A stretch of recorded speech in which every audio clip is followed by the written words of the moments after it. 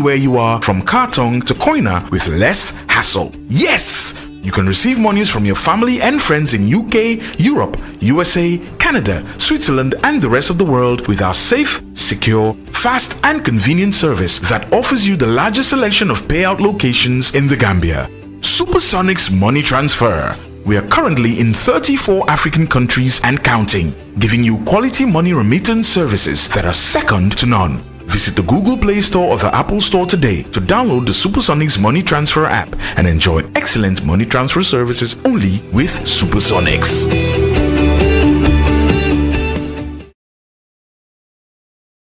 Assalamu alaikum wa rahmatullahi wa barakatuhu. Komen alialo nyamen doruka fanyela ko Sheikh Yakuba Khalifa Haidar mbesiring Atlanta jang na komen ngafo na diambo ko nyamen vaccination nyinte ngatale alhamdulillah na kafunyo jama beje me alon ko alimamo le mu fanam be atale oto kammala ni ite ya taylaftira mantole ila umma kayrola tumando bata itandila ko ntele bi ngata de mankole ya kushotoje oto nyimu wasiyoti momo yedan kene ala la drong yata katun ala ko idha azamu fatawakkal ala Allah ko ku ba kaletu ko ala drong nyinu sababu le tudo menka mojara bari ngabula sababu no madron tumando ala ma ko yoro kan ala be ma ko yelale.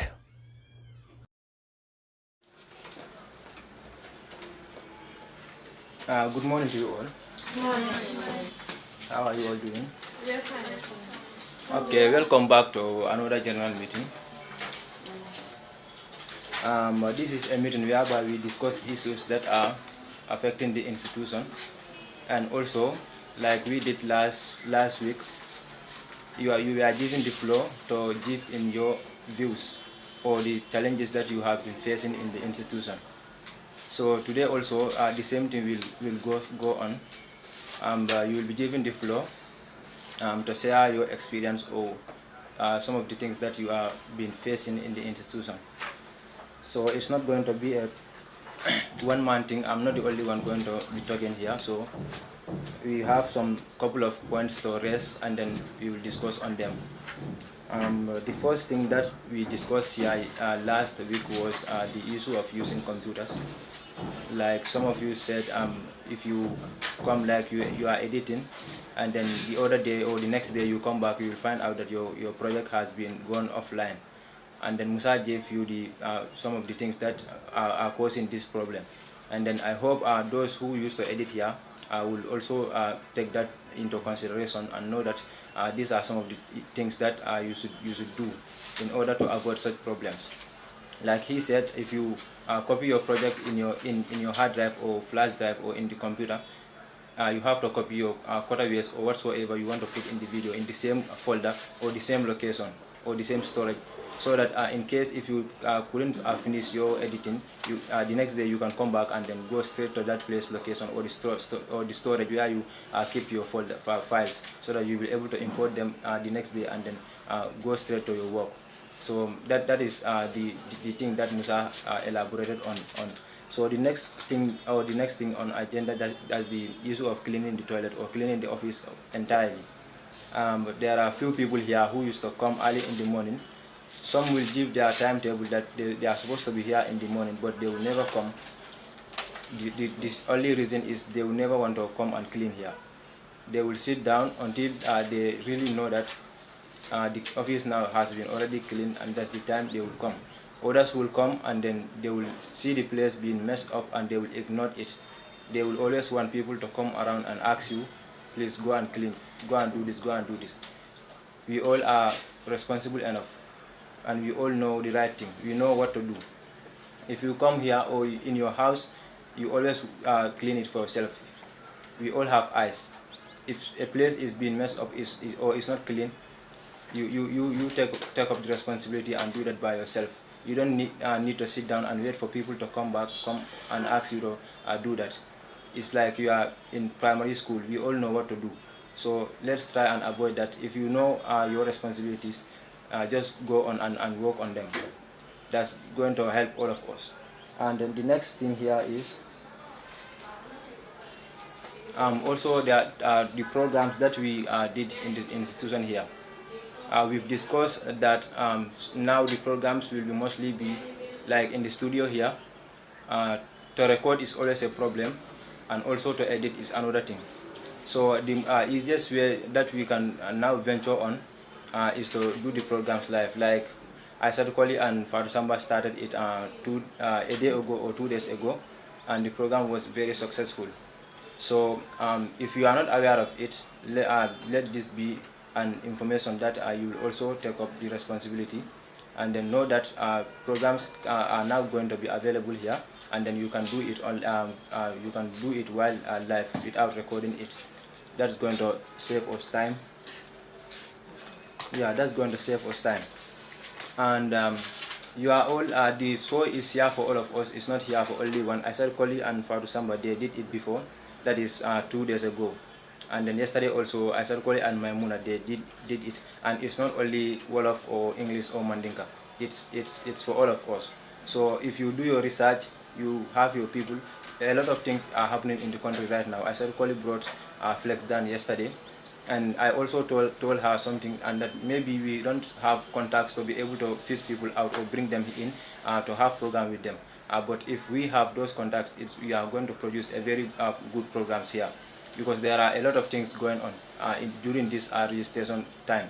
People are going out and they are seeing a lot of things. Even today I was watching one, they said 2 boys, their hands were tied on their back, and they said they are from the Combos in Banjul. They went there and then the Mayolo gave them this thing at a station, and those people, they are under age, two of them, they were caught.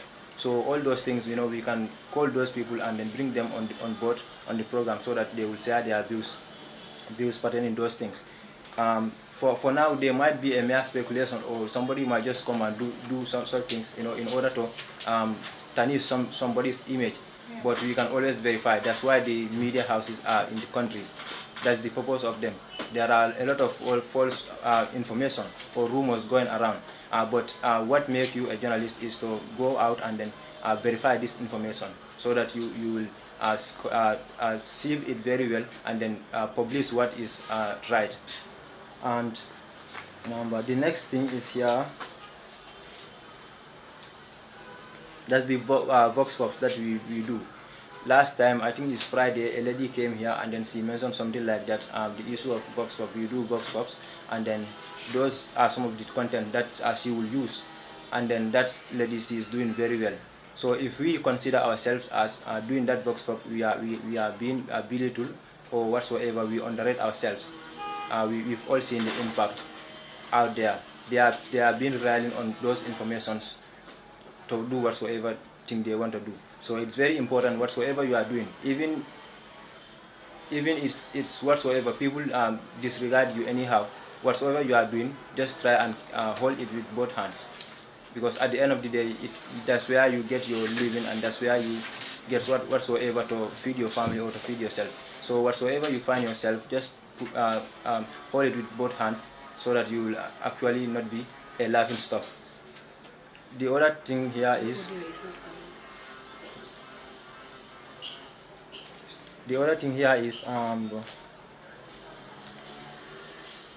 yes, we've talked about that one. Even the news that we used to do here, now we are planning to do them live program. Musa is working on it, and it's not going to be easy.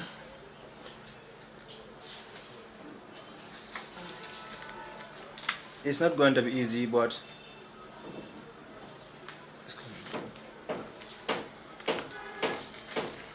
okay, Musa made mention of it that we will be doing our news in also live. Maybe it might not be like 30 minutes. That one is not going to be possible, or it will be very hard. Okay. It will be very hard. But we can also just take few things, that is few items, that is maybe you want to, even it's going to be 6 items, but just maybe each of them you can bring 5 minutes or less than that. So we all are encouraged to do research. That's the number one thing.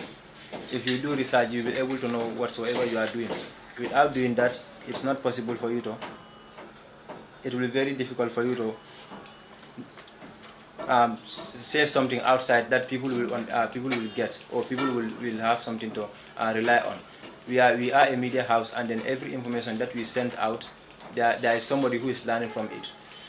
The last time when these people are doing their program here, somebody called, I think he is in Germany, he's saying that they are also are relying on this institution, because we always, whatsoever we put out there, it's always helping them. So we should actually know that, and then go by that. And the other thing is,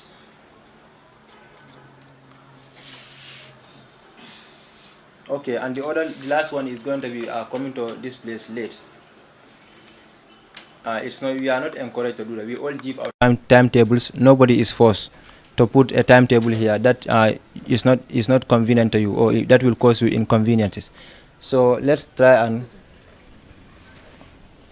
come by the time that we give the institution. Let's be fair to ourselves. We all give our times, the timetable that we are supposed to come here. So let's all try and come by that time, so that the institution will keep on moving. The last meeting I made mention of something here, that there are many people. Even today somebody was here, came for the application form. So if you are in this place, know that there is somebody who you are denying of the opportunity to come and also have something to do his or her life. So let's try and move forward, and then so we will slowly get there. So I will allow Ida also to come in and say something. Oh, okay.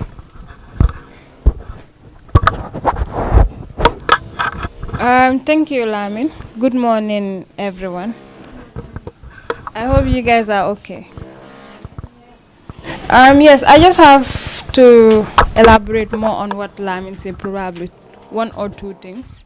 And first, with regards to the Vox Pop that most of you are doing, I think the way most of you are doing Vox Pop can be much better than the way you guys are doing it. But I think some of you are gradually coming up and are trying with regards to when you come, you process this by giving, by doing a voiceover, and then, and then we air it. At times it do attracts people, but if you just come and put it like that on the timeline, and then you edit it like that without processing it, it means that you're danga dem rek just to make a vox pop, lolu rek la. But if you come and then at least you narrate, or just give a brief background information of what you guys went out to do, lolu dafa won nit ne okay, ñi probably topic bi lañ dem wax way harama setan ko. Looking at Sanyang's editing tamit yesterday, with regards to Fatou B Camara's voter registration, it's a very nice editing, because danga gis dafa kot ku nekk lu mu wax 1 2 3 4 5 mu ase loolu yëpp. After Fatou B Camara's introduction mu ase loolu yëpp, xam nga, even though you are not interested, why kii ni su waxee part boo xam ne dafa interest, foog nga stay nga bugga koo seetaan. So I think our editors also as well needs to work on their editing skills, though they are very, very much trying. Waaye ñoom tamit mun nañoo def much more effort. Sanyang's video was absolutely amazing. So editors is mun nañoo work on that. And another thing is like cleaning. Most of the time, come the younger ones, see, we are all young, but seniority it's important. At times you just say someone bala manga lifin, or please cleaner kenen ki munena dama fever, or li moma neka di meti xam nga. Then when I was starting here, man suma ñëw ci suba ken duma wax ne balel also. I was just come and then my place my bag. I'll sweep the whole office. I'll clean the whole office. Masoga ñëw toog. At times nag façon mun na maa wax ne déedéet bàyyi ko nit su ñëwee kooku mu continue like she normally does with Sanya, because Fatmata is always here to sweep or clean. So buñ dee seetante su ñëwee liggéey du dem bu fekkee loolu lañ mer suñ kër yi then kër bi du set. So I think the same thing should continue. Loo nekkee sa kër soo ñëwee si office bi nga continue loolu, because your Akman Rec civil office, that's fine. But we have visitors coming over to see the institution, ministers, permanent secretaries, So lead up they want and come guess if the person sees the institution, the one they're very clean. They send we said Rafet Natamin. So it's also important. And with regards to Beer Gambia, I guess probably most of you might be a little bit nervous or afraid with regards to live videos and stuff. But I think it's important for you to build up swing bopa. Looking at most of these media houses, like even say news is a record. It's live. Probably send 8 o'clock news. It's always record. It's always live. You song and your records probably 10 you play kono because it's already recorded. So you can bring up topics because yena de gain activity, yena de toxic society bi, yena de muna wahtana. Bring up topics that are very interesting, topics that we know that it is affecting you, me, or someone else. Because soon you hear topic, nit kunyu neka di setan warna muna janga sunyu luñ neka di wa. So I think the Bir Gambia show, it's here for each and everyone. Nekune come I said to go direct man mako wara def. May muna munna ko def, awa munna ko def, any other person munna ko def. And with regards to come, I think last week one mainly come politics, si time in politics the neka. And we'll be having a lot of political engagements coming in here and there. So we have to prepare ourselves, our mind, and then our physical selves, because do they easy. Going out with these politicians, it's very, very hectic. Why? So sawarute, doko muna def. So, come political rallies are coming, it's election time. Every day mungena am topic. Suwarum come voter registration, this attestation thing like Lamin said. We've been trying to get hold of BCC, why belega amunlan, because this attestation thing, and then it's bringing up a lot of issues. Talilen muna wahtane, nga gis ñeneen ni ñu jàng fofu, ñeneen ni tam dañ dé muna wax ne safe way ak alkalo si sa munuñ ta jox attestation. Waaye xam nga law bi moo leen ko ndigal. So these are all things that you can go out and ask the people, what do they think of this attestation thing and stuff. We can also work on it, So I think that's all for today. Thank you.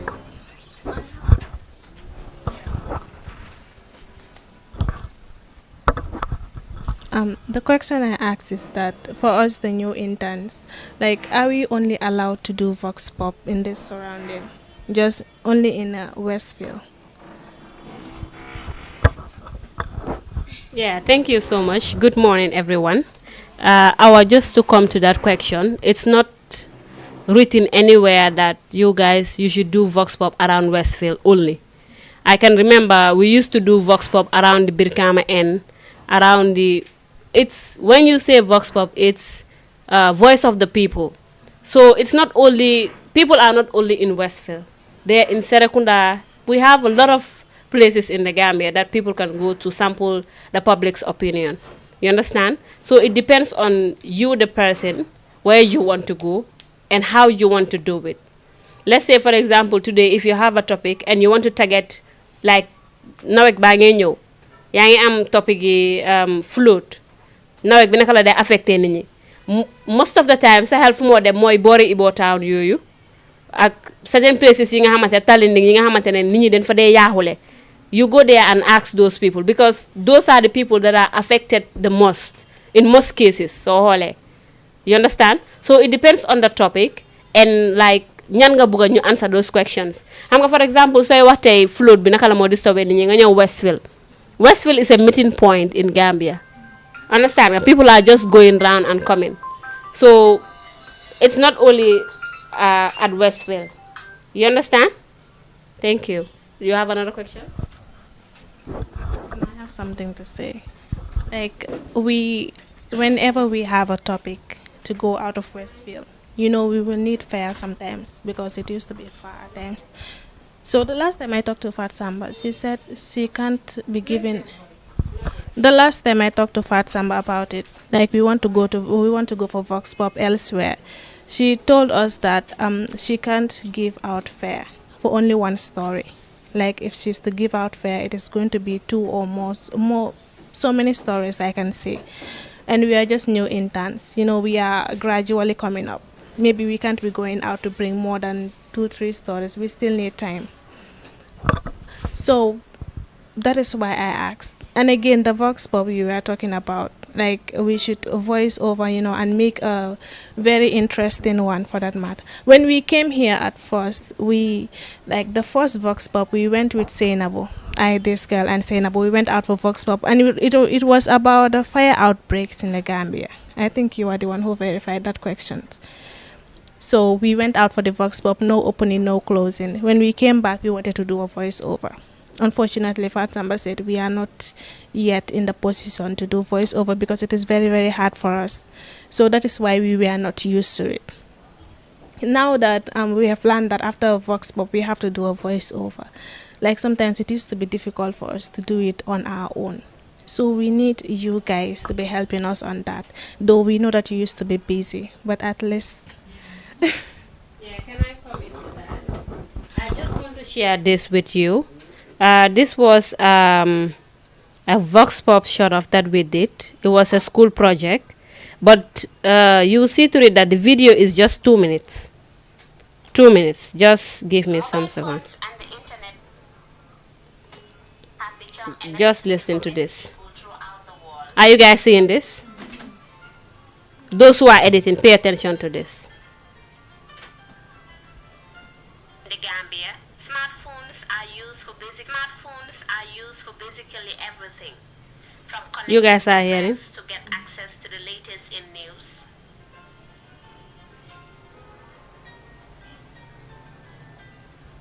The most popular social media in the Gambia is Facebook. The advent of Facebook over the past 10 to 15 years established a new era in communication in the country, even playing a big role in dethroning the Jammeh government.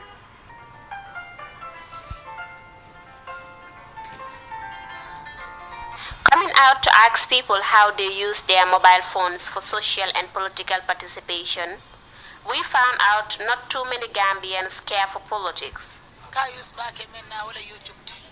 You guys see? Now I will stop there. If you're doing vox pop, I understand you guys are starting new and you guys are doing very well. Vox pop is a stage where everybody, anyone who started with this institution, that is where you start. Even myself, that is where I start. And if you're doing it, over the years, you will learn gradually how to do it and stuff. For the issue of voiceover, I guess the last time Fatima and Fatu Kamara and I and Awa, you were there. I spent a lot of time to explain to them how to write the voiceover, and as an editor, how she should edit the project and stuff. After all, unfortunately, they were unable to do it. So the last time I was even teasing Fatu Kamara that with all my explanation, you guys didn't do that project. He said, but it's still in my head. So when it comes to explanation and stuff, for me, I am always in the position, and all the managers are always in the position to explain to you. So it depends on you, the individual, and your willingness. Because most of the time, let us be honest to each other. You guys will have project. You will go out for vox pop, or you want to do interview or stuff. The moment your time clock to home, you pack your things and go home. There is no way that you can stay to say, I want to complete this or I want to complete that. We have to remember that whatever we are doing, we are not doing it for Ida or for Fatu or for Gambian talents. We are doing it for ourselves. Because no knowledge is waste. Anything that you do, you're developing your own self. So if you spend that extra time to learn how to do voiceover, or how to complete your project, or you want to see your project from starting to finish, you're going to see your project from starting to finish. And this will lead me to projects that are not being aired. Normally, we do see some programs, like Kurubali Stage 2. Kurubali will always call and say, small program la wara air, or small program elek la wara air. Despite the fact that she will be at home calling, reminding us and stuff, if you bring your project, make sure that you see your project. You spend resources, you spend your energy, you were so excited to do the project. Now the only thing that you want to do is the end product of the project and to be aired there. Now what you do is, you went, for example, you went out for TSCTO program. there's still time for you to sit down and watch your editor to edit it till the finish. If it's exporting, you come and say, small project bang export, super best billion cover air, or best billion cover air. And I think, Kulubare, I always tell you this, whenever you have your project, tell the managers or the person in charge to schedule it for you. I did that, right? To schedule it for you for Saturday or to premiere it for Saturday. In that case, when the time comes, you don't need to call Ida or to call Musa or to call anybody. The project will just play by itself. So anybody who has project, that is what you need to do in order to see your project out there. But also you cannot do project and then you bring the project, you dump the project and you go. No follow up, no, you don't do anything towards, no effort towards the project. At the end of the day, you'll be like, small project, but I'm going to why can edit it ko? Can defut ko li? Remember, we have a lot of things, we have a lot of editings, we have a lot of programs. So we need to work together. We're learning from each other. Because as time goes on, as a journalist, you'll be able to know how to edit. If you put there your mind and you're determined to learn how to edit, that will help you. Nowadays, Sisaho, nobody edits Sisaho so. Sisaho will go to prank and come and sit and start editing by herself. Kadi Toure before, daf daan neexal Adam. Mama Adam nii leen, xam nga Kadi moom dafa bari interest, niti interest la. Nii la def Adam. So whenever they went for ak kenu ñaameng, su ñëwee rek dafa make sure mu ngi toog si boori Adam. That is how she learns how to edit. And now she edit her show by herself. If you learn these skills, you're not doing it for anybody, because at the end of the day, editing skill, it goes with you. You understand? So I'm encouraging all of you to learn how to do these skills. Like for example, time bolen de ñew tay ma nga togn kat yi man ko jox certain tips man ko time bolen de ñew fi di dajale mburo gron sub di leka. So time bolen na ñew di tok di waxtan or stuff or the little things that you're doing, you're not doing anything, you're free. Go and attach yourself to the next person who is editing and you see. If you try it once, twice, you'll be able to edit your own story. And that's the time that you know the beauty of what you're doing. You alone go and do your story. You alone come and edit it. You always feel proud of that. Do am ken kula hajar wala ken kula raya go bo bari ne sa story bi duma ko edit wala dama li wala dama li. I guess you guys are understanding. So I encourage all of you guys to know how to edit and stuff. And the last meeting, you guys raised the issue of computers. Lack of computers, or so you ngeen fekk computer yaangi face and stuff, right?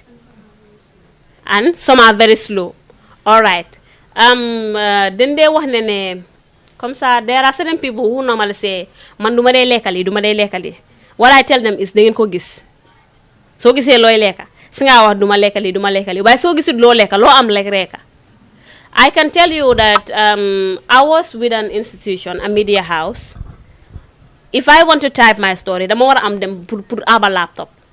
It is not written anywhere that in that institution, that instance, they have a fixed computer for them. There is no computer. You understand? So I see some of you people, so computer be slow, so you get them talk. What are you doing? Computer be slow, well, I computer be bahut. I mean, if the computer be subone kondo taldi, right? So if the computer is slow, let's say you are researching, there are certain laptops here, they are meant for research. You will see one or two people, you know research, you buy research, your computer be slow, motor research. If you want to research, the iPad is there. I guess some of you people, you use the iPad to research. Ngeen iPad, but you can have access to internet, ngeen research. If you come here, you found out that the computers are busy, and you are editing, or you are an editor. You are still learning how to edit. Nga feka Musa mu edit, wala me sise mu edit. Dragal sa tugo nga tok si boram nga hol. At the end of the day, mom se export ba pare, you can find that opportunity to use that computer. But some of us know. We will meet that all the computers yaangi full. Kele mu ne laptop bi dafa scratch wala laptop bi dafa slow, ñu dem tok si biti fele neka di waxtaan. If we continue to do that and we adopt that as an attitude or as a habit, then we will not be able to develop ourselves. All the time that we spend here, I believe we should spend it wisely in order to achieve or to attain what we want. But if you want to come and say, computer be bahut, computer be dafa slow, computer be dafa li, and when it comes to computer-wise, I think, I will not say we have enough, but we have at least something that can serve us. If Aissatou Touré is editing there, your computer boy am a slow, yaa ngi edit. Copy ko, nga dem si mom, nga tok si boram, nga xool lu mo edit. Su paree, the moment mo export, wala hit na mu ngi ñëw dem school su paree, dafa switch off computer bi. Nga replace ko, nga tok nga edit. the more you watch what people are doing, the more you'll be able to know how to do it. So the issue of computer be dafa slow, computer be dafa li, computer be dafa lele, all of us we see computers more than you complain, right? But if at all we were in an institution where there is no computer, what will we say? Or an institution wherein the managers will tell you, go and find your own laptop. It happened to me. I am talking out of experience. I normally take pen and paper and write my stories and submit it. Then the editor was like, don't give me a story that you write with your own hand. Type it. I told the editor I don't have computer. I don't have laptop. And then he said, go and find laptop on your own. So if you have someone who is giving you that opportunity to explore or to do anything that you want to do with computers, despite the fact that they are slow or they are not slow, I think that is reasonable enough. But some of us, we just love complaining.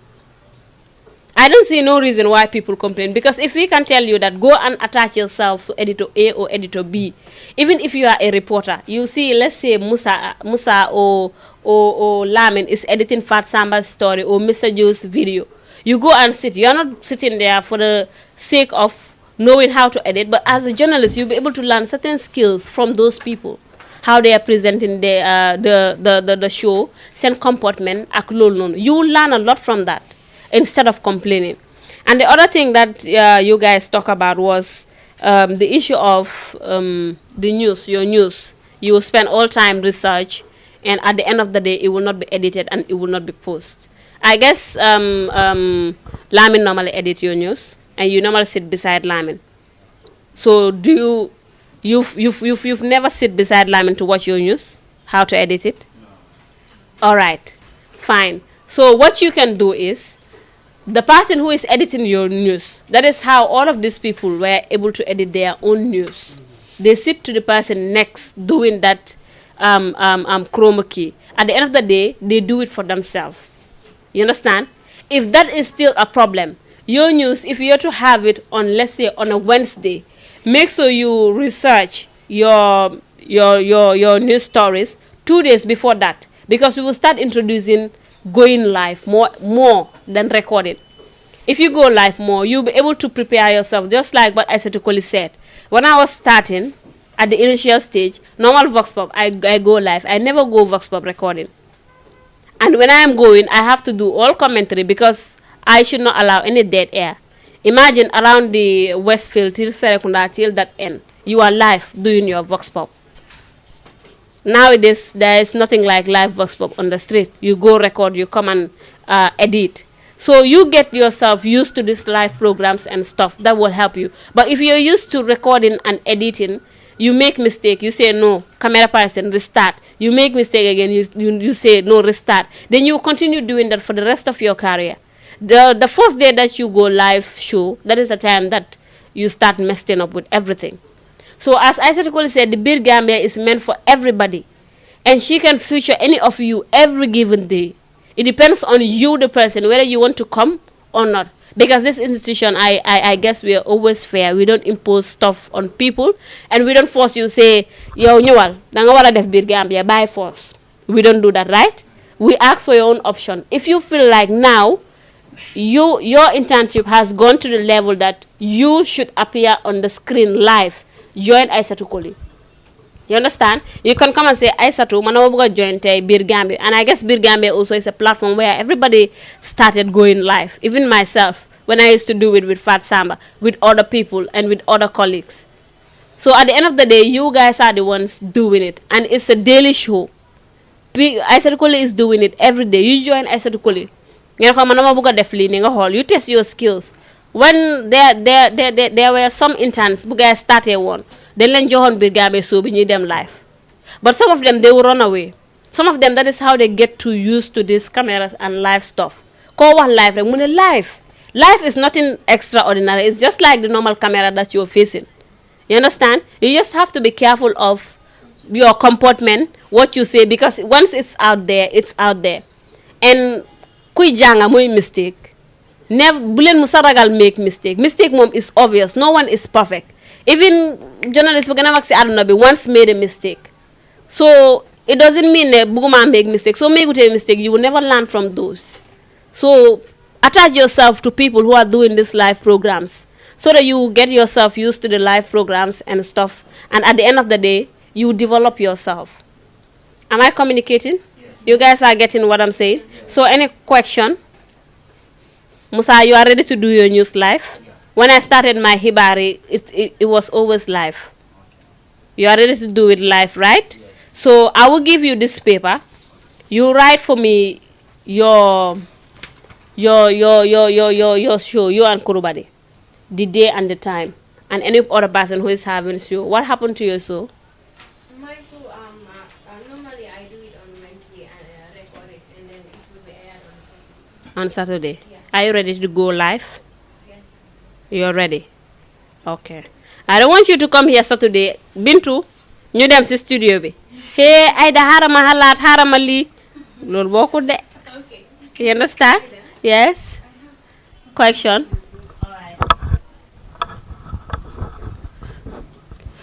Good morning or good afternoon, everyone. Which time we are right now? Yeah, well, yes, good afternoon, all of you. My name is Fat Kurbal. What I want to ask you, for me, I'm doing my show Teshito, and what I want to sit with someone, discuss about when I go out, what I normal hear people their comments, their difficulty, and the things they face during their works. So if I have someone who know that I will join with that person, we sit and discuss about it. It will be very good. Like you want someone to join you? When I go out for my show, I will hear what they will normally say. They will never complain their difficulty and the things they face.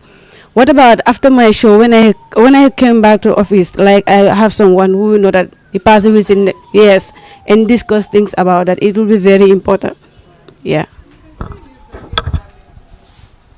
Yeah, that is very important. But I always say this, young people, we are very good at initiating. So you initiate a mom, you know mom adunabi. But our main problem is consistency. That is the problem. Today, if you come and say you're going to do a panel discussion after interviewing someone, 1 day, 2 day, kulubari, sasobe hana doko defte, maye toga, wala dama busy, wala dama nge defli. You understand? And it's media. What you give people, that is what they will love to see all the time. You understand? So in that case, if you want to do it, just like what Isatukuli said right now, you can still join the Bir Gambia show. And you have a segment there, wherein after hearing the difficulties that certain youths are facing in their daily lives, you can come and join Isatukuli at that live program, because it's a daily program. And then at the end of the day, you yourself, you end up, there are ways things goes, you might end up hosting the show. So it's a good idea, it's a wonderful idea, but the maintenance, that is where every one of us need to improve. If we start something, we need to end it. But we don't need to start project A today, tomorrow project Z, the day before, or ganawati them go and start any other new things. When we initiate things, we have to maintain it. No one needs to remind us that this is what you need to do, because this is what we want to do.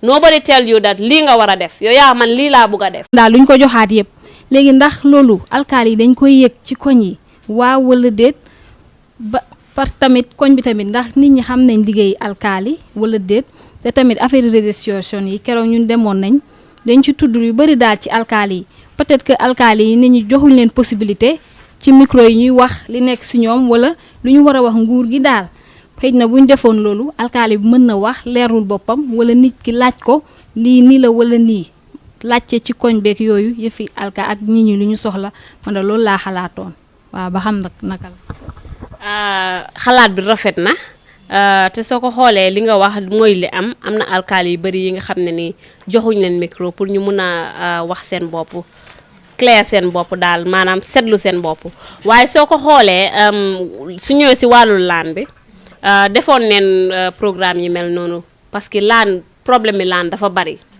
léegi gis nga li nga wax ni tey ak ni nga ko déggee ci rajo bi ak ni nga ko nekk di expliquer sooy biir Gambie bi noonu la ñëwee léegi xam nga loo indi ni tey idea bi bu important la léegi soo ñëwoon tey nga ne Aïssatou Coly biir Gambie xaaral nga ñëw nga ne damaa dem ci alkaali bi ma waxtaan ak moom comme problème bi ak bii moo nekk di xew si goxam wala ceeb wala sànke leen indi si goxam nga dem laajte naka lam ko partagé naka lam ko séddaalee léegi su paree loolu noonu loolu am nga ko léegi sooy def sa biir Gambie ak Aïssatou pour dem live dangaa indi sa interview boobu noonu understand nga lu mun a am la lu am la comme last time classe boo doon am ak jigéen boobu noonu lu mu leen explainal am na lu bëri li nga xam ne ni mu ngi si Gambie bi lu ñu war a wane la te nekkuñ di ko wane lu ñu war a dem lijjanti la te nekkuñ di ko lijjanti ñun daal lu ñu intéressé rek most of the media house media yi bëri li leen intéressé rek mooy politique bi Barrow lii la wax Darboe lii la wax Mai Fatty lii la wax kële lële la wax te foog naa ñun lu ñu nekk di def it should go beyond that dafa war a romb foofu noonu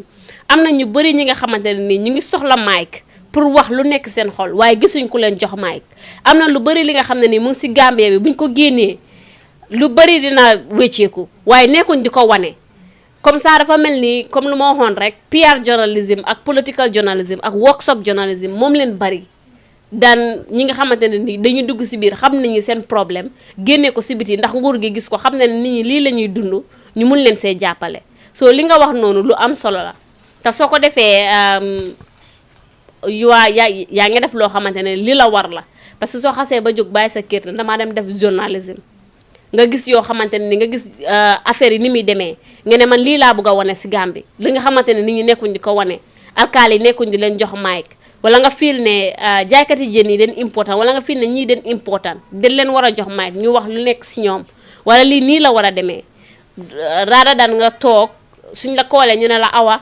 workshop am na fii nga daw dem binda sa tur week bi su jeexee gars yi fay la sa xaalis nga dem ñibbi wala ñu ne la awa UDP lii nga jóg tóob APRC lile nga jóg naaw fere ne le wala ñu ne la ne lii ak lii moo xew nga nekk di foog naa loolu dafa nekk loo xamante ne nii ñu bëri dañ dee wax ne Gambian si seen journaliste yi day lii dañu dee describe daal suñ liggéey bi dañ ko xeeblu soo ñun ndaw yi ñun ndaw yi suñu boppa ñoo mën a ekkiti waat suñ liggéey bi ñu taxawal ko to that standard boo xam ne nii ku ñu gis daf ñoo naw nit ñi duñu gis ne xay yow lay study wala looy def nga ne journalism rek ñu xeeb la most of the times loolu moo dee xew si Gambian society bi so society bi mental bu ñu am boobu noonu ñun ñoo ko war a wecci so ñun ñu ko war a wecci su fekkee ne den toog we are reluctant ñu ngi feel lazy all the time duñ génn si biir dem xool nit ñi lan leen nekk di def ñun daal toog si studio bi rek wala sanse bu rafet rek def suu rek konte mentality boobu noonu dafa continuer si brain nit ñi you guys understand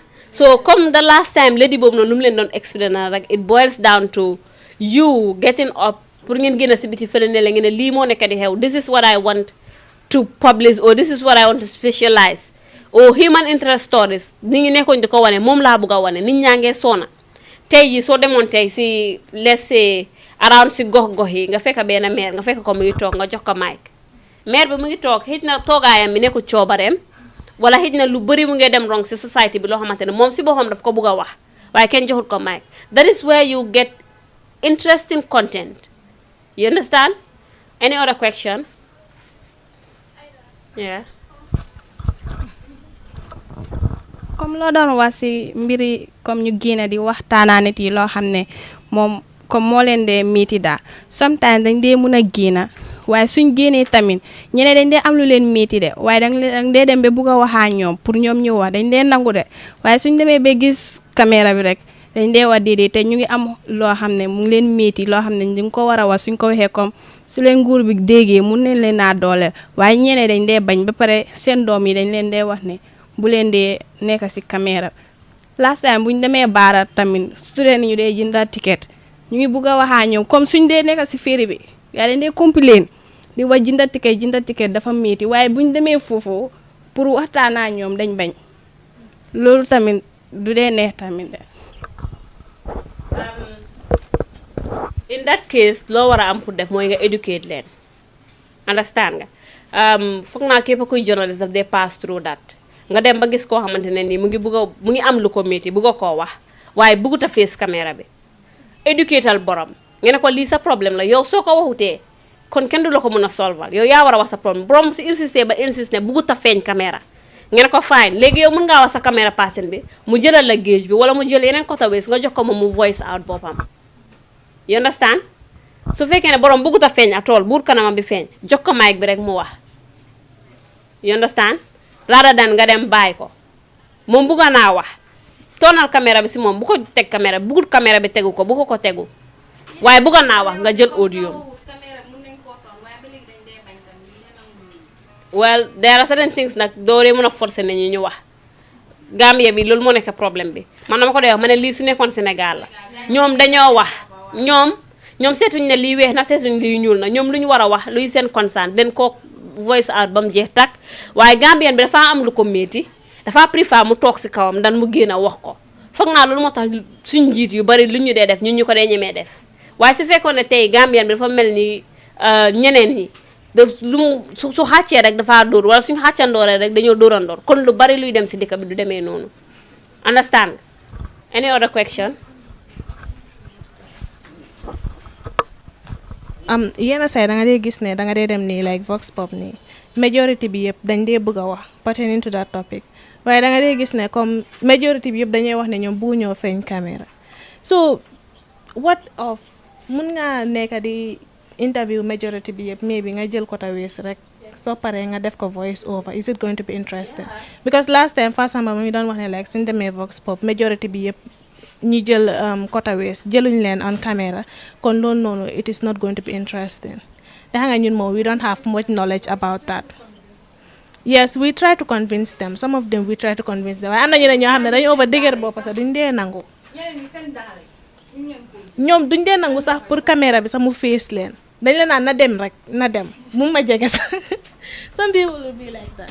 Wow, some people are like that dina take time bala ñoo get used to the system parce que xam nga Vox Pop ak journalist nu mu baree nii lu ees la si Gambia bi after bu Yaya Jammeh demee la lii yëpp nekk ees si Gambia bi so it will take time doo gis xale boo xam ne nii musta xam dara nga jox ko rek mu jël foog mu miin ko gradually dafa ñëw waaye borom su waxee ne moom bëggut a feeñ te mu ngee wax jëlal feneen rek nga lii ko mu wax léegi yow sooy it is your role as a journalist pour nga educate sa audience ne nit ñi bugga nañoo wax waaye bugguñ seen kanam yi feeñ through your narration you can say that at the end of the day nit ñi dañoo dégg gaay seen voice yi lu ñu nekk di voice out ak lu ñu nekk di concern waaye suñ bugguñ seen kanam yi feeñ respect that for them you understand any other thing. Yes, and with regards to Bill Gambia, it's all about politics or you know, it's about constant programs si page bi. Bu fekkee ne Sainabou did an entertainment show wala comme any of the Gambian artists ñoo am entertainment show loolu mun nañ koo asi suñ fa jógee entertainment could be last because normally da ngaa gis ne people talked about certain topics and then ñu dugga si entertainment to freshen up people's mind you know so suñ waxee politics ñu wax sports then mun nañoo wax entertainment on a daily basis loolu du ñàkk because xam nañu football rek nekkut sports si biir Gambia bi but da ngaa gis ne tamit fii nii a lot of people are not willing especially comme ñu bugg a def sports depuis you know divisional league 1 is going so dama dee wax gaay like dem leen si stade bi ngeen cover a lot of media houses yëpp dañ dee cover loolu noonu but it's not that comme yëpp ngay cover you could have cover one game nga ñëw ñu teg loolu mun nañoo invite kooku noonu seen coach or any of the members of the GFF kooku mun naa ñëw xam nga moom tam mu wax si with regards to GFF because xam nañ ne léegi tournage bi daf dee bari torop si stade bi surtout guddi especially comme buñ ko starté during Ramadan because so daf dee fekk comme nit doo dee am dara xam nga dangaa ñëw rek nga ndogu nga naafila nga dem stade xam nga loolu yëpp entertainment la si wàllum entertainment but konka sports lañ ko dee ooyee loolu tamit I think people needs to be willing to go out there nga fetch sa story on sports nga ñëw ñu buttress on it we could have a very good rich stories out there on a daily basis but then xam nga young people we are very very much reluctant te dañ dee wax ne lii su ma ko defee wala dina baax wala du baax like Ida said you learn on the job you know it's good people criticize you where they tax ne comme you it makes you more stronger it makes you believe ne okay lii def naa ko wrong but I can still rectify my mistake that I did the last time so it's not only about youth bantaba wala entertainment or stuff it's about all the programs happening in the institution loolu la ñoo buddi waxee tey sito su ñëwee monde dinañ isi boobu ñu isi faatu kii ni mu wax si moom su fa jógee the next lifin bu ñoo play probable loolu entertainment la loolu dafa fekk Fatou mu ngi def beneen liggéey wala mu ngi am benn moom daf ñoo bàyyee studio bi keneen mu step in kooku tam mu wax mu génn keneen tam mu step in because dañoo am buddi am ay breaks and stuff so noonu la war a mel yeah.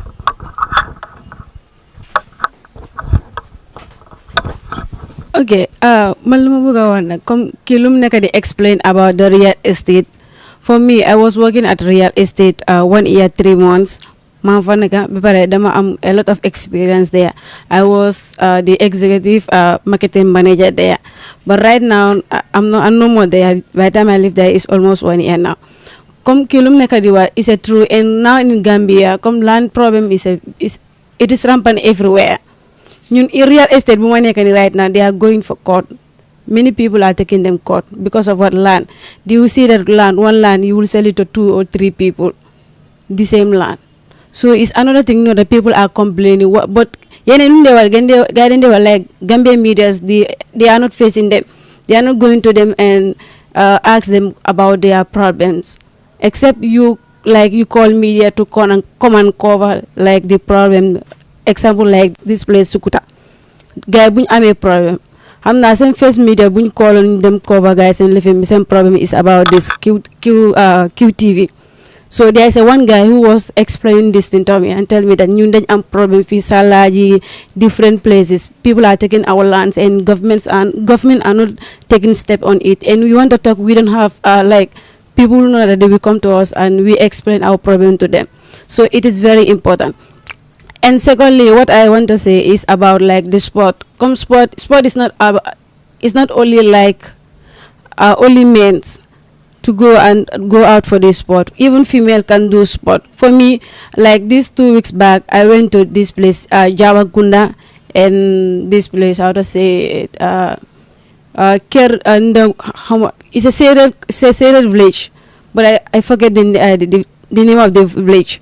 So what about if we have like someone who know that the guy we attached to me, we can go and do the coverage, because those places they normally do a final, and the final they will invite these National Assembly members, the governors, and the head of the Combo North or Combo South like this. You see that this lot like these big people, set of governments, they will come and attend the event, the final day, but you will not see even one media house there. Like when you come to TV, only radio stations, those people go and do the coverage. After the coverage, the second day they narrate the story.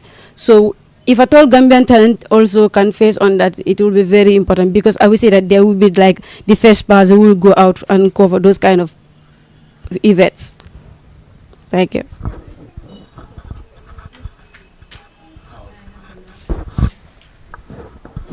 All right, thank you so much. That is a very good statement made. So I think when it comes to going towards provinces and covering not only football but also human interest story, I guess this institution we're doing very well when it comes to that, because every tour or every trip bundef, we don't only just go there. I guess Kaditure and I, we did that at Farafanya together with Adam, wherein we have to go to the football field and even interview the players about Biri Biri separately. That was the time when Biri Biri lost his life. So I guess when it comes to going to provinces and covering this football matches, human interest stories, when it comes to that, we're doing extremely well when it comes to going to the provinces.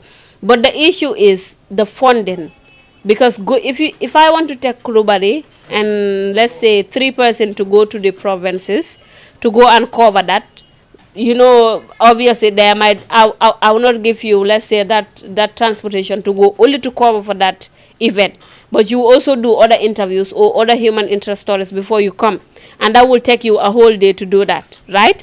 And you have to eat, you have to live in a comfortable place and stuff.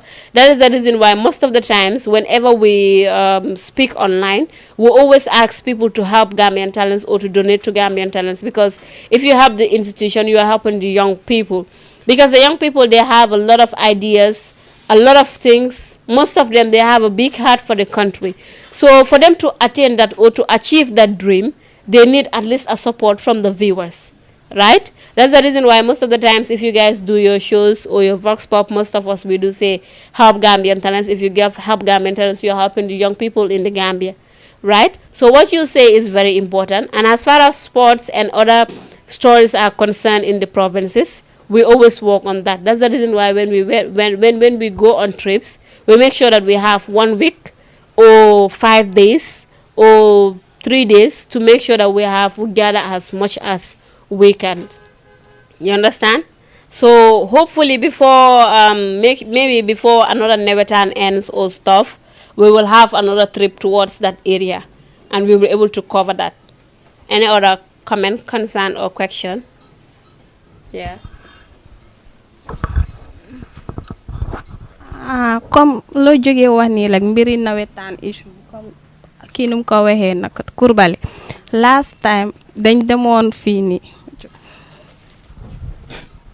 last time mana Sanyang ak Youssoufa Ndour buñ demee baara si ibi nawe gaay dañ amoon lifin football buñ gaay doon ibi léegi ñu ooñu pour ñu dem léegi buñ demee léegi that last Sunday moo nekk comme la gaay doon meeting si lañ ma oo ñu call ma léegi ñu ne ñu ngi meeting parce que ñëwoon nañ si opening bi dañ bëgg a ñëw si pour ñu dem si final bi léegi gaay ñu ne dañ bëgg a certificate lii bi media bi parce que media bu bari lañ call gaay ñëw waaye Gambetta lañ ñëw nañ ñu ma doon laajte comme ban tour lañ fa war a def xam nga boobu tam good achievement la gaay ñu ngi ñu jox certificate comme buñ dee xeeb dara daal luñ déggara si nekkee mun nañoo dem su office bi amul pass sax ñun dañ dee yomba am xaalis ku mun a dem rek pour lifin volontaire nga dem moo gën a parce que kenn xamul ruwul sax fu muy jógee.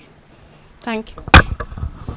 I want to come to that. There is no point office be amut pass. So office be amut pass. There is no point that office be amut pass. When it comes to the stories that you are saying, you know they in the, let's say people, that is what they want to see. You know they in the ratings and stuff because it's rare to see. Let's say nga dem bara nga feka fa nawetan at your way nga feka fa lo xamne it's interesting. Buñ dé heb dara, it's very important, but it boils down to each and every one of us because every day then they romba lo xamantene ni it's very interesting and it's worth telling, but we decided to mute about it wala ñu ignore ko. So I think those are the things that we need to improve on. Buñ dé heb dara luñ gis rek, let us work on it. Aisha. Wow, comme Aida lu mu ko waxee rek probably office bi most of the time nit ñu ñoo dee dégga comme coverage am na sax ñu ñëw ñu ne ok coverage am na nga gis ñu how I made arrangements pour ñu dem so comme Nabiya lu mu ko waxee like dañ ko call ñu ne ko ne dañ bëgg a certify office bi te which is actually a good thing, you know, because ñoom suñ fa nekkutoon dañ doon am certificate déedéet duñ ko doon am waaye lii yëpp comme mu ngi laa woon ne rek how the institution is so passionate about people, especially Gambian people. Dangaa gis ne most of us ñun buñ namoon tour with the president even de buñ waroon a relax sax we did not relax. I can remember I went to Soma foofu laa amee woon suma vox pop bi with regards to Dabo and Barrow who betrayed who, you understand? So loolu daf laa woon ne sax you are ready to work nit yi dañ ko dee gis si yow xam nga waaye soo ñëwee nga téye sa boppa you know nga fa man daal vox pop rek laay even to write stories man dama dee emphasize a lot because writing stories mun na laa help a lot. am na ñoo xam ñooñu duñ dee mën a seetaan all the videos buñ dee mën a post si page bi because people feel like that daf dee long waaye if you write a sketch or nga write a story from that video nekku ne comme dangaa wax may mun a lu mu wax rek nga binda awa lu mu wax rek nga binda déedéet dangaa seet someone who said a very interesting thing nga cut loolu noonu nga binda a story out of it nga post ko people will read 2 minutes or 3 minutes reading rek la waaye comme suñ posté video only videos and then nit maa si ñoom ay set kul ma seetaan ba 15 minutes wala ma seetaan ba 7 or 10 minutes dama soona because dama bëgg a xam other things that are happening so obviously duma ko mën a seetaan yëpp so loolu tam it's important pour soo leen demee xam nga ngeen work on seen writing skill bi am ngeen fi editors yoo xam Mr. Jufra might be very busy now because moom sax daf ko dee wax but you have Aida Lamin is very good with regards to come writing and everything moom mun na laa dimbali si loolu xam nga so I think it's important seen vox pop bi tam soo leen demee comme soo leen xamee da ngeen war a binda wala ngeen war a def voice over balaa ngeen a dem binda leen the whole background information ba pare léegi soo leen demee soo leen a laajte nit comme awa ma laajte awa yow noo foogee ne président Barrow lu mu nekk di yóbbee dëkk bi baax na wala baaxut xam nga awa dina wax ne waaw wala déedéet waaw nga ñëw rek nga ne awa gisee o awa sow said this and this and this and then nga ñëw si Maymuna laajte ko the same question Maymuna tam mu ne this and this and this it does not mean ne comme da nga war a narrate the whole thing that the individual said déedéet da nga just buttress on the few important things boromam lu wax nga def ko in a voice over then people will hear the person say it from his or her own mouth loolu more important. Any other question or comments?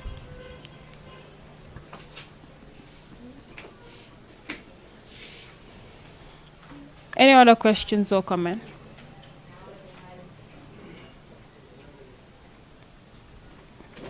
If there is no question, I have something to say.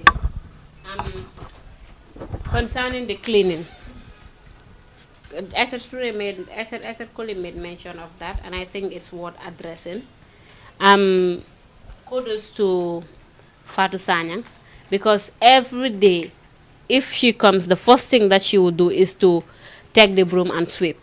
I think when it comes to sweeping the office, it doesn't have whether this one is a senior person or this one is a junior person. For me, for my part, it's because of Fatsama who will tell me, now, you leave it, they will do it. But before people come to this office, they will I'll make sure that everything is it's spotless. I don't do it because I have to do it for AOB. I do it for my own self. And now that we are in the rainy season, if people are coming, we have to be very careful, because it's not also fair for people to clean the office, to do everything and make sure that every part of the office is clean. Nga jógee si biti ak sa daala bu poto poto nga ñëw rek dugal ko si biir office be like that and you walk away. We know that that is not fair, right? Ñun suñ boppa ku ñu ko defan passionally, we will not like it. So let us make sure that before ñu access si office bi, suñ tànkay si bunta bi, ñu make sure ne suuf bi and everything, poto bi, everything it's out. Then in that case, suñ ñëwee duñ tilimal office bi. Why so tilimal ba pare there's one thing that is in this office, like it happens to all of us. Kenn du def dara ba pare ñëw ne man la. Tey suma fi ñëwoon ak suma daalay tilim ma génn dem ma ñëw ma laajte kan moo def li man noo ñëw ne man la de ku nekk waaw du man lu bon moom kenn du dee bugg a nekk moom la. But let us try by all means to make sure ne if we are coming suñ tànkay ñu make sure ñu ngi set starting from si suuf bala ñoo egg si kaw, because it's not also fair tamit suñu néebo si fii nii gars ñu bale seen office bi fompa ko bam nice ñu ñëw romba fa ak suñ daala yu tilim. Am na benn jànxa bu nekk foofu dafa musa am issue ak kenn foofu noonu, not the office but somewhere else. Ba tax na su dee fompa daf dee tëj bunta bu nekk si suuf. No matter how in a hurry you are, foog nga wiiree si gannaaw bi Red Cross nga abee si bunta bu nekk si biti. Parce que mu ne the reason tax mu ko dee tëj is last time dafa am encounter with benn jigéen mu romba mu ne ko baalam ma ba fii wow tuuti kooku di jaay dangalante moom rek mu xëcca ko pour bu mu jaala foofu noonu. So you know at times these are things that can make people to be angry with you or to get pissed off. You understand? So doo mën a génn ak sa daara yi poto nga ñëw dugal ko si biir di wax ne Aida moo fompa xama ñëw toroxal ko. Di nga ko def Aida moom dara safu ko nga jaala waaye di nga ko def certain people yoo xamante ne nii they fight with you. You understand? So loo bëggut nit ñi def la ko bul ko dee def the next person. So when it comes to cleaning the office and the toilet more especially, we are the one using it. We are the one here. If you do not take care of it, nobody will take it care for us. You understand? There are certain institutions you go, you enter their toilet, do for muna noki. The toilet be sibir office la neka. We cannot just mess up with the toilet and go. And you de japa as well. We've been saying this all the time. Legi sorry me feka mob bangi toy. Instead of yo nga wañ ko, nga wol fofu non yeb da nga de mu ne japa na ba pare hara ba mu pare ma ñoo def ko.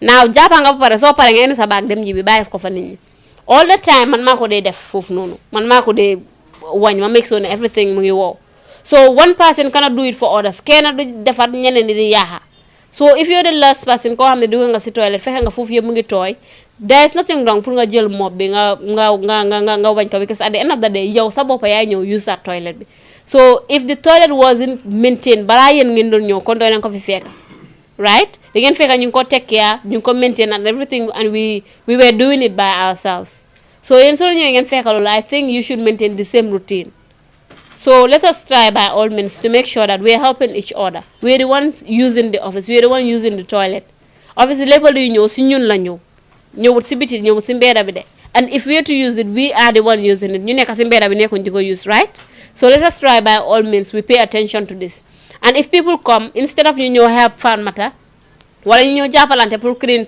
toilet bi dañoo dem toog téye seen mobile and I think that is not normal right soo ñëwee fekk nga kii mu ngi liggéey purpose moo leen fi indi toppatoo loolu purpose sa mobile la you leave with your phone for the rest of the night ëllëg yaa ngi àndaa moom every day you are with your phone so if you want to follow this phone you're going to waste a lot of time te doo achieve dara at the end of the day ñun ñu bëri loolu moo ñu dee sonal you will even see someone ku nekk ak phone am bi ngeen ko take your phone to the receptionist dangaa dégg mu ne la ne ok dangaa joxe gannaaw rek mu hide ko wala yeneen saa yi ma jékki-jékki rek ubbi production bi rek mu fekk gaa ñu ngi seen phone si the phone will not soo gisee li tax ñu ne naa wax pour ngeen yóbbu ko fële ne li we are training you to be that person we are training you to make a difference in society so su fekkee ne yow tey da nga war a dem si hospital bi nga fekk docteur yaa ngi toog wala nurse yaa ngi toog yaa ngi feebar ñu ne la xaar ma foofu noonu ñu téye sa phone bi ñu ngi type wala ñu ngi send message wala ñu ngi whatsapp or stuff at times da ngaa dem banque yaa ngi yaakamte de ko dafa nekk si whatsapp am nekkal scroll di ree and people are in need of your service nga toog foofu noonu di def yi fii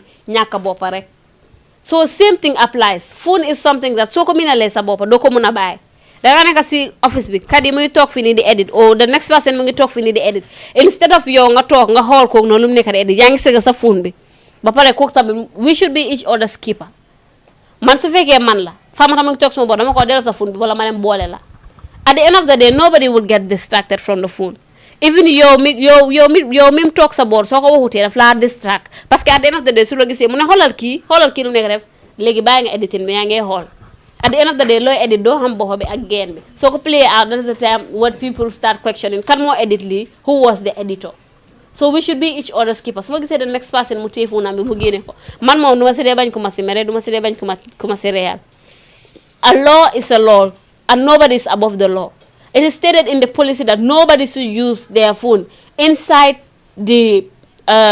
this production room or any other place during working hours danga ko def sax ñu ne la maa ngi research wala maa ngi lii wala maa ngi what happened to the laptops and to the computers or the iPads they are all functioning so imagine yaa ngi use sa phone di use sa own personal data di research doo use loo xamante ne di wireless la at the end of the day you will not consume much in your data but no for us we don't want to do that den bu ko jël suñu phone teg ko suñu boor ku ñu message ñu xam ko ku ñu text ñu xam ko that is distracting us so any observation question concerns comment before we close the meeting. Any question? Any comment? Any concern? Tell me one thing that you take away message from this meeting, and you pass it. It goes well.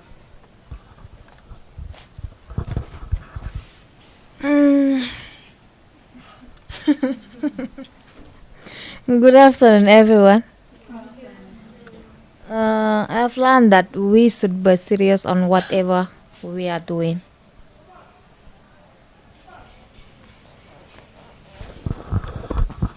Good afternoon, everyone. Man luma janga moy comme like ayda lu wax comme nit su muy edit comme nekkut journalist bul wax ne man journalist la kii moom videographer la soo waruma koo join soo da nga war a toog foofu noonu da ngaa gis kooku lu muy def xëj na saa lu muy def lifin léegi tey mu pare da nga gis koku su close rek yow da nga ñew rek nga lifin ci computer gu bobu non nga use ko bul nek fofu non di tok nga waste sa time yow sa so da so ñewé sa nga close ci koku non da nga gis koku lu muy edik sa mu nga fa jangale so that nga as time goes yow tam mu nga dem ci programme nga ñew nga edik sa on so jaru sa nga wax kini kay nga koy sonal ngay war kini kay nga edital ma nga dem ci kini yow so toge fofu no anytime nga gis nit muy edik defulo dara computer pour research amulo ko da nga wara tok even today ci biti sa da nga wara tok fofu no nga jege ko da nga gis yow tam da nga mun sa lifin muna edik sa on so. Good afternoon, everyone. For me, I've learned that we should always come on time because time is very important. And as Lamin said, we should, whenever we come to the office, we should try and maintain the office clean because some of us, we don't come on time because we don't want to clean the office. But personally, I used to come around 9. My time is 9 o'clock. But sometimes, I come from Sadinka. That place is very far. No matter how early I wake up. Sometimes I used to wake up around 6. But 9 used to meet me on the way. It's not that I don't want to clean the office. It's because of this traffic. Thank you. Okay, good afternoon. Okay, man li ma doon yokk mooy comme wàllum clean bi ñu gën cee taxaw parce que léegi nawet bi jot na tey sax ku nekk bi nga ñëwee sa dàll mu ngi tilim te boo defee buñ ci góorgóorloo bu jaree sax ñuy jënd benn kii dooma teg nii ci suuf nga xam ne ku ñëw di nga mën a fomp foofu sa dàll pour tilim bi mu bañ a yokk fii nii ci kaw.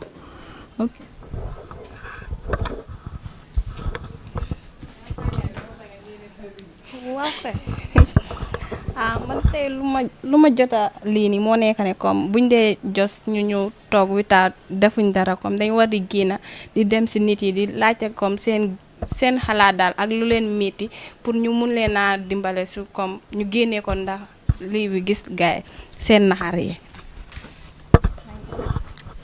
Okay, for me, the concern I have is about when we go out for our program, when we come, let us try and sit to next the camera person, the one who is editing, so that you can do editing. For me, nowadays I can edit myself for myself. Only last week I did not edit myself for myself. Sergio edited for me. So it's something now that is very important if you can put yourself on that. Good afternoon, everybody. Yeah, what I just learned in this meeting is that now I have clear information that I will be doing my news in live, because last time I raised this issue that normally I always write my items, my news items, and then I will be just inside the studio. I will record my news, but sometimes it will be very tedious for the editors to edit it and to AI it. But now I will try by all means to do so as far as this is my project, and then it is concerned in these institutions. So to do it in life, definitely it is not easy, but we will try by all means to do so, inshallah. Yeah.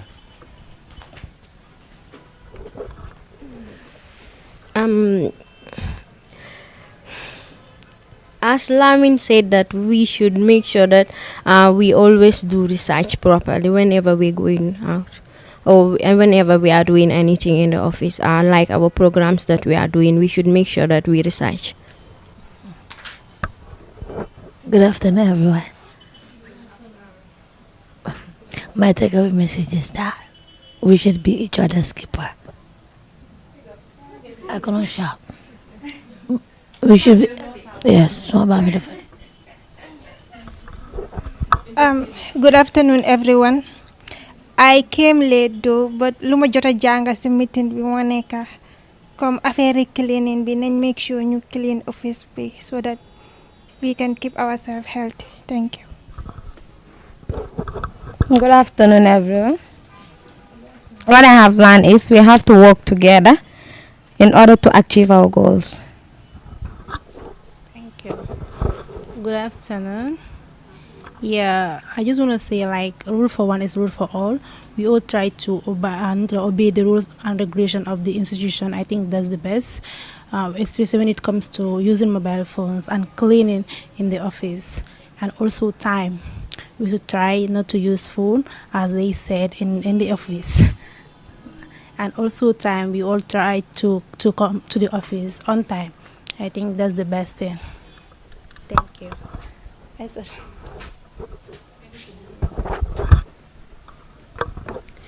man lu ma jàng moo nekk like suñ defee suñ show yi suñ ñëwee buñ ko bàyyee édito bi rek nañ toog si boori édito bi ñu xool lu moo def nga gis bu yàggee yow sa boppa di nga mun a édital sa own show and like ñu consistent with our shows ñu ko def always buñ ko start after ñu bàyyi. All right, thank you so much everyone. Be consistent with your show. Bu leen ko start at the end of the day doo leen ko continue. So leen naa def loo xamante ne nii di ngeen ko continue start it. So leen naa def loo xamante ne di ngeen ko start bu leen ko continue. I think you should look for another option. So thank you so much for coming. Tey li leen doon discuss. I guess yéen ñëpp we learn from each other and we see way forward that we will improve ourselves. Dinañ bàyyi idling bi ak suñ phone si will be careful of it. That is what we hope from that is what we hope to see from each and every one of us. So thank you so much for coming. Merci. If you want to receive monies from UK, Europe, USA, Canada, Switzerland, and the rest of the world, Supersonic's money transfer has got you covered. With the largest payout network in the Gambia, you can now receive your monies anywhere you are, from Kartong to Koina, with less hassle. Yes! You can receive monies from your family and friends in UK, Europe, USA, Canada, Switzerland, and the rest of the world with our safe, secure, fast, and convenient service that offers you the largest selection of payout locations in the Gambia. Supersonic's money transfer. We are currently in 34 African countries and counting, giving you quality money remittance services that are second to none. Visit the Google Play Store or the Apple Store today to download the Supersonics Money Transfer app and enjoy excellent money transfer services only with Supersonics.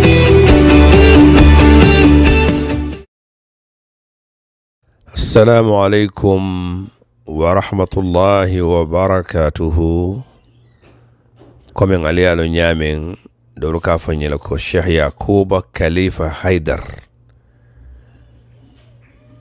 Mbesiring Atlanta jang na kome nga fana diyambo ko nyame vaccination nyinte nga tale alhamdulillah nakafunyo jama beje me alonko alimamo le mu fana be atale oto kamala ni ite ya taylaftira mantole ila umma kayrola tumando bata itandila ko ntele bi ngata de mankole ya kushotoje oto nyimu wasiyoti momo yedan kena ala la drong yata katun ala ko idha azamu fatawakkal ala Allah ko ku ba kale tu ko ala la drong ñun mu sababu la tudo men ka mo jara bari ngabula sababu no ma drong tumando ala ma ko yoro kan ala be ma ko yelale